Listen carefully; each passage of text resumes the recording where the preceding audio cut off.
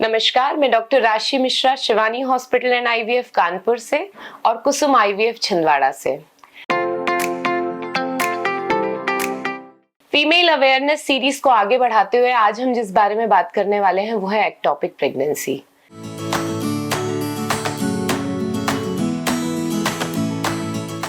Ectopic pregnancy बहुत ही ऐसा भी नहीं बोल सकते कि लेस कॉमन चीज है, कॉमन चीज है और लाइफ थ्रेटनिंग चीज है। जब ये होती है तो मरीज की जान के खतरे बन जाते हैं।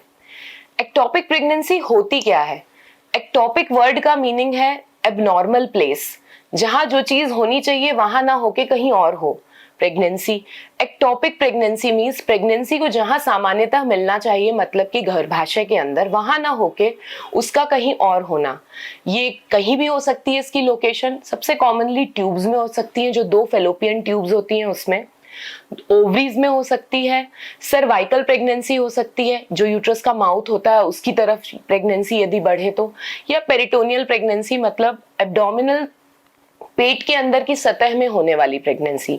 इन सभी लोकेशंस पे एक्टोपिक प्रेगनेंसी हो सकती है। तो एक्टोपिक प्रेगनेंसी का मतलब है भ्रूण का गर्भाशय के बाहर प्रत्यारोपित होना, गर्भाशय में ना होके कहीं और उसका इम्प्लांटेशन हो जाना एम्ब्रियो का, और वो वहां ग्रो होके प्रॉब्लम क्रिएट करे। अब इसके बाद ये हमने जान लिया कि एक्टोपिक प्रेगनेंसी क्या है। इसके बाद हम ये जानना चाहेंगे कि इसके इंसिडेंसेस, मतलब ये कितना कॉमन है। इंडिया में, इंडियन पॉपुलेशन में, इंडियन फीमेल्स में एक्टोपिक प्रेगनेंसी के इंसिडेंस एक पेशेंट हर 100 प्रेग्नेंट पेशेंट में एक्टोपिक प्रेगनेंसी होती है। 1% मान सकते हैं इसका इंसिडेंस। अब हम इस चीज पे आते हैं कि किन लोगों को ये होने का रिस्क रहता है और ये होता कैसे है। तो पहली चीज, ये होता कैसे, हम इस पे आएंगे। हर साइकिल में 14वें दिन के आसपास ओव्यूलेशन होता है और एग अगले 24 घंटे यहाँ इंतजार करता है स्पर्म का। स्पर्म में तैरते हुए ट्यूब से होते हुए यहाँ आते हैं और एम्ब्रियो बनता है, और अगले 5 से 7 दिन में ट्यूब से होते हुए ये एम्ब्रियो 6ठे दिन में पहुंचता है यूट्रस के अंदर और 7वें दिन में जाके इम्प्लांट होता है, प्रत्यारोपित होता है गर्भाशय के अंदर। इस पूरी जर्नी, 7 दिन की जर्नी में ट्यूब बहुत इंपॉर्टेंट रोल प्ले करती है। ट्यूब के 2 इंपॉर्टेंट फंक्शन है। पहली चीज, वो स्पर्म को एग तक के ले जाने का काम करती है, इसके लिए ट्यूब्स का खुला होना जरूरी है। और दूसरी चीज, ट्यूब के इस हिस्से से बने बच्चे को 7 दिन में वो बच्चेदानी के अंदर लेके आती है। यह काम ट्यूब के अंदरूनी सतह पे बने छोटे छोटे फिंगर लाइक प्रोजेक्शन सीलिया होते हैं, जो कि माइक्रोस्कोपिक होते हैं, नग्न आंखों से नहीं देखे जा सकते हैं, वो लेके आते हैं इस एरिया से चला के एम्ब्रियो को यहाँ तक। जैसे सी के सरफेस पे पतवार की तरह महीन सीलिया होते हैं, उसी तरीके से सीलिया इस तरीके से बीट करते हैं कि जो एम्ब्रियो बना है वो धीरे धीरे खसक के इस एरिया में आ जाए। किसी भी वजह से यदि ट्यूब में ये ट्रांसपोर्टेशन एम्ब्रियो का इस एरिया से यहाँ तक नहीं हो पाता है तो बच्चा या स्लो होता है, या ट्यूब टेढ़ी मेढ़ी है, ट्यूब में पानी भरा हुआ है, किसी एरिया में सीलिया गल गए हैं, किसी इन्फेक्शन की वजह से हल्का सा ब्लॉकेज है, जिस वजह से ये बच्चा इस एरिया से यहाँ तक के नहीं ट्रांसपोर्ट हो पा रहा है, तो यहाँ कहीं भी ये इम्प्लांट हो सकता है, प्रत्यारोपित हो सकता है और वहीं वो बढ़ने लगेगा। जो ब्लास्टोसिस्ट जिसे यहाँ आके इम्प्लांट होना है, वो ट्यूब के किसी भी हिस्से में, फिम्ब्रिया या कॉर्नू, इस्थमस, कहीं पे भी किसी भी पार्ट में इम्प्लांट हो जाएगा और वहीं अटैच होके ग्रो करने लगेगा, जिसकी वजह से इस ट्यूब का डायमीटर, मतलब इसकी जो अंदर का एरिया होता है वो बहुत कम होता है। वो थोड़ी देर तक के तो ग्रोथ करा पाएगा, उसके बाद फर्दर ग्रोथ होने की वजह से वो ट्यूब फट जाएगी।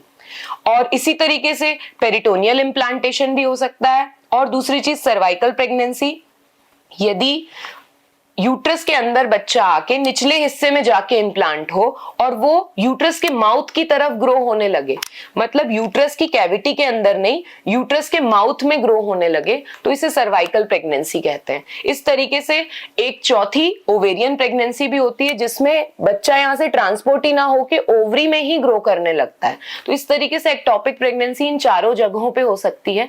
ये इंपॉर्टेंट इसलिए क्योंकि यदि ये बच्चा नॉर्मल जगह पे जहां उसे ग्रो होना चाहिए नहीं पहुंचेगा तो डेफिनेटली लाइफ थ्रेटनिंग प्रॉब्लम करने वाला है, मदर की जान को खतरा हो सकता है, क्योंकि ये जगह बच्चों की ग्रोथ के लिए नहीं बनी है।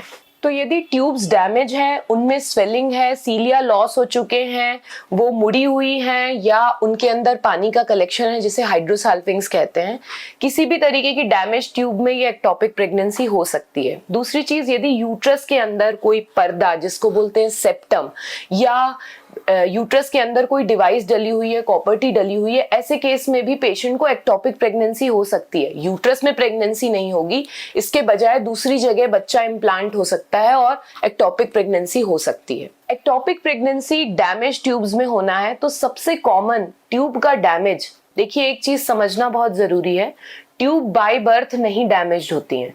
सेप्टम होना या यूट्रस का शेप अलग होना ये बाय बर्थ हो सकता है, लेकिन ट्यूब्स का इन्फेक्शन जो कॉमनेस्ट सबसे सामान्यतः कारण है इस चीज का कि एक्टोपिक प्रेगनेंसी कराता है, वो इन्फेक्शन पेशेंट लेती है। सेक्सुअली एक्टिव लेडी को कभी भी नीचे से इन्फेक्शन जा सकता है, गोनोरिया, क्लेमाइडिया, कई सारे बैक्टीरियाज हैं जो ट्यूब के इन्फेक्शन करा सकते हैं जिसकी वजह से ट्यूब्स डैमेज हो सकती हैं। लेकिन सबसे कॉमन ट्यूब को डैमेज करने वाला इन्फेक्शन है ट्यूबरकुलोसिस का।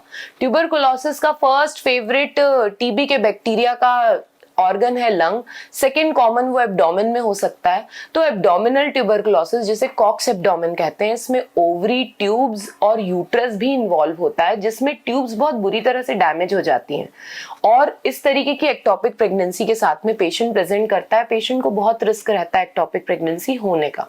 इसके अलावा यदि ट्यूब्स में इन्फेक्शन है, इसके अलावा दूसरे कारण आते हैं, यदि किसी की ट्यूब्स की सर्जरी हुई है या एब्डोमिनल सर्जरी हुई है या पेल्विक सर्जरी मतलब यूट्रस ओवरी की किसी की गांठ की सर्जरी हुई है, ओपन किसी भी वजह से लेप्रोटमी, पेट की कोई सर्जरी हुई है बचपन में कभी, इन सभी कारणों से इन पेशेंट्स को एक्टोपिक प्रेगनेंसी होने का रिस्क बढ़ सकता है क्योंकि अंदर आते और जो दूसरे ओमेंटम रहते हैं, ओमेंटल एडहेजन्स हो सकते हैं जो ट्यूब और ओवरी के बीच के रिलेशनशिप को डिस्टर्ब कर सकते हैं, ट्यूब की लेंथ को गड़बड़ कर सकते हैं और चिपका होने की वजह से बच्चे के ट्रांसपोर्ट को इफेक्ट कर सकते हैं। और एक बहुत जरूरी चीज है, यदि किसी लेडी को एक बार एक्टोपिक होती है, एक साइड की ट्यूब, क्योंकि हमारे पास दो ट्यूब्स हैं, दो लेफ्ट राइट दो ट्यूब्स हैं, यदि एक साइड एक्टोपिक हुई है तो उस पेशेंट को डबल ट्रिपल चांस होता है कि अगली प्रेगनेंसी में दूसरे साइड या यदि वो ट्यूब छूटी है तो उसी साइड एक्टोपिक प्रेगनेंसी होने का रिस्क। तो ये बहुत जरूरी चीज है, यदि किसी को एक बार एक्टोपिक हो चुका है तो उसके लिए एक्टोपिक होने का रिस्क बहुत ज्यादा बढ़ जाता है। तो इस एपिसोड में हमने एक्टोपिक प्रेगनेंसी क्या है, इंसिडेंसेस क्या हैं और ये कैसे होती है और किन लोगों मतलब क्या वजह से ऐसा हो जाता है जिसकी वजह से पेशेंट को एक्टोपिक प्रेगनेंसी होने का रिस्क बढ़ जाता है। अगले एपिसोड में हम बात करेंगे कि एक्टोपिक प्रेगनेंसी के पेशेंट्स के क्या लक्षण होते हैं, कब आप सस्पेक्ट करें कि आपको एक्टोपिक प्रेगनेंसी हो सकती है, किन लोगों को अलर्ट रहना है कि हमें एक्टोपिक प्रेगनेंसी होने का रिस्क है और यदि कोई सिम्टम है तो फिर उसका मैनेजमेंट कैसे रहता है, ट्यूब्स निकाली जाती हैं, रखी जाती हैं या उसको मेडिसिन से मैनेज किया जाता है, उसके बारे में डिस्कस करेंगे।